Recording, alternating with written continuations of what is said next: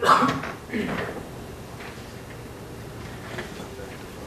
evening, everyone. I'm Bryan. I represent the committee that's behind the issue of petition drive. It's the subject of the resolution today. Thanks for inviting me here and allowing me to be heard regarding this issue before you make a decision whether to certify my client's issue of petition to the Board of Elections.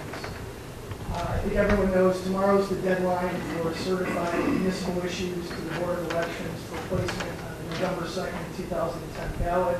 If it's certified for placement on the ballot, by the after tomorrow, the Board will be set for a special election, which would be very costly for the city. Tomorrow also corresponds with the 40-day deadline in which you have to take action on the petition from the date the signed petition was filed with the clerk. And I hope you've all had a chance to review my response to Mr. Labrasso and Mr. Hunt's memo. Like I said, my clients took great pains to make sure they followed the proper procedures in preparing, circulating, and filing the petitions. They followed all the applicable statutes and ordinances.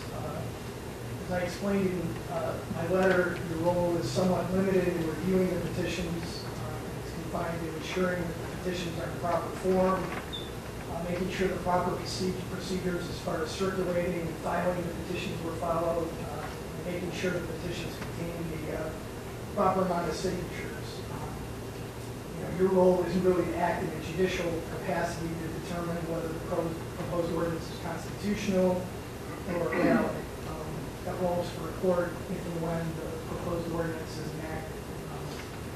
I think I stressed in my letter that the citizens of South Euclid have a constitutional right to initiative. Courts have traditionally frowned upon attempts by municipalities to interfere with the initiative process. The proposed ordinance simply calls for requiring a 2/3 vote to reduce or modify the rate of the reciprocal income tax credit and requires the electorate to approve any such modification. The committee and electors signing the petition were upset about what happened this spring regarding the repeal of the credit, and they want it to be more difficult for council to do so in the future, and they want to give the electorate a say in any such decision. As I'm sure you gathered from my response to Mr. Labrasso and Mr. Hunt's memo, I'm confident that the proper petition procedures were followed and the proposed ordinance was proper. I hired a very competent attorney, Mr. Hunt, to comb over the petitions and come up with any arguments he could for not certifying this matter for placement on the ballot. He came up with some clever arguments. In the end, we think those arguments can't justify denying that certification. I don't want to rehash everything that's in my letter. It's pretty lengthy. I just want to hit some of the highlights. First, the automatic referendum procedure of the ordinance does not conflict with the city charter. People will still have the right of referendum on any ordinance that's adopted aside from the subjects that are exempted from referendum by the South Euclid Charter. The repeal of the reciprocal tax credit is not one of the prohibited subjects. No one would file a referendum petition in this instance whereby the procedures might conflict because the issue is already going on the ballot pursuant to the automatic referendum provision of the ordinance, in the same manner as it would if you certified a referendum petition to the Board of Elections. So I really don't fully understand the argument there. I'm saying the automatic referendum procedure is not proper because the citizens need to use the referendum procedure. But my understanding, a different group tried that a few months ago, and they were told they couldn't use that referendum procedure. If you can't challenge the repeal through the charter referendum procedures, how would the automatic referendum provision of the proposed ordinance conflict with the charter? Next, the repeal of the reciprocal income tax credit is not akin to a tax. I cited the City of Montgomery case in my letter that specifically holds that on this issue it is not a tax.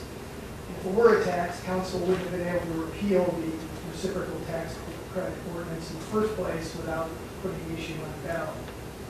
Next, the enacting language contained in Ordinance 11301 does not have to be in the petition. The relevant ordinances and statutes just require the title and text of the ordinance to appear in the petition.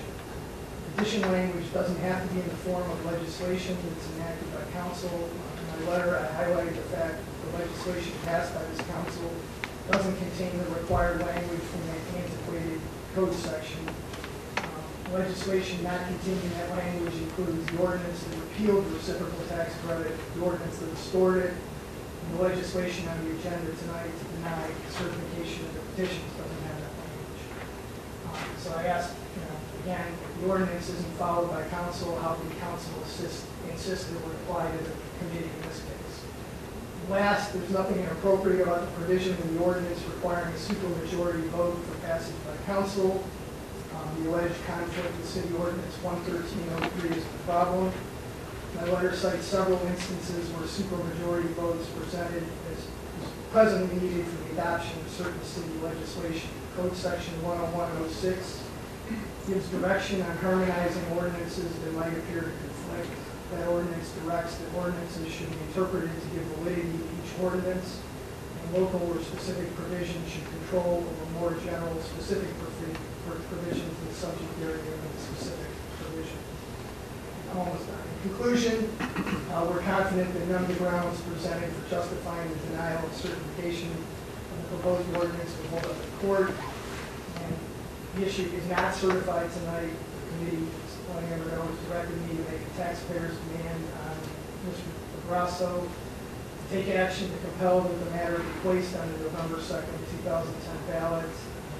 That action is taken in a timely fashion. Then file a mandamus action with the Ohio Supreme Court to compel the placement of the issue on the ballot. And we are successful, which we believe to be. It's likely that my clients will be awarded their costs and attorney fees in connection with this matter. My clients are also reasonable. Council would agree to certify placement on the ballot. We'd be willing to discuss any issues with council they might have with the proposed ordinance. And if we can agree on something reasonable without gutting the intent and purpose of the ordinance, we agree to have the issues withdrawn from the ballot at a later date. Council could obviously have a role in crafting the ordinance and avoid having it go on the ballot. I see today that we did make a request that we be provided with an alternate ordinance to certify placement on the ballot if so chose to make that decision. It looks like that hasn't done so. And I think you still have the authority to do so by voice vote if you wanted. Somebody could make a motion in the second and it could be certified. The court could certify the vote and send it down tomorrow, so there's still time.